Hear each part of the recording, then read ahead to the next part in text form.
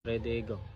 Ayan guys, welcome to Garden 1. Eto, magdi-demo ako how to grab ugat. Ugat ito ng kamuting kahoy, hindi. Ugat ito ng bugimbilya. Tutok mo siya. Ayan, pagka ugat, kung napapansin nyo, yung ugat na healthy, ayan, healthy po ito. Walang gaanong gasgas. Pwede na po yan direct graft. Ayan, so ang gagawin natin, lininisan muna natin dito sa ibabaw.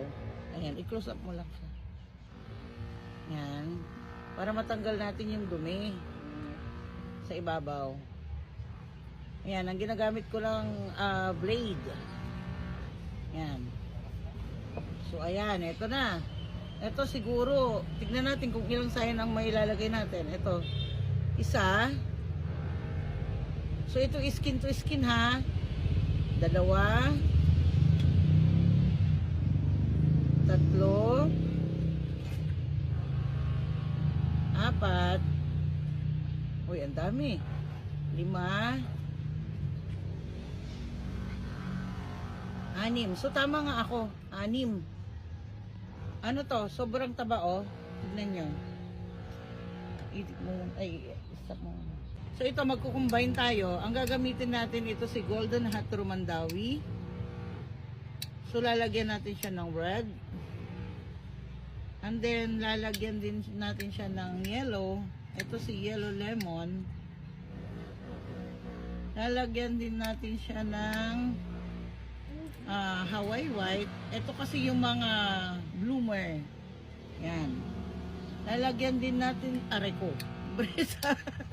Golden Bresa purple. Kung nakikita niyo purple, dark na dark yung kanyang bulaklak.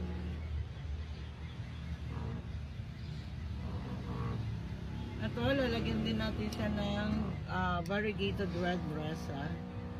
1, 2, 3, 4, 5. So, isa na lang.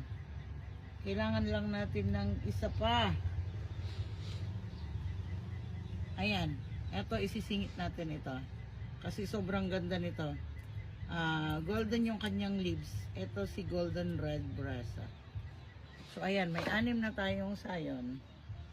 So, ang gagawin natin guys, ito iwan lang natin dito. Ayan. Between. Ayun. Ginagbakutan na gisiit. Or sa gitna ng mga tinik. Fabi. Ayan.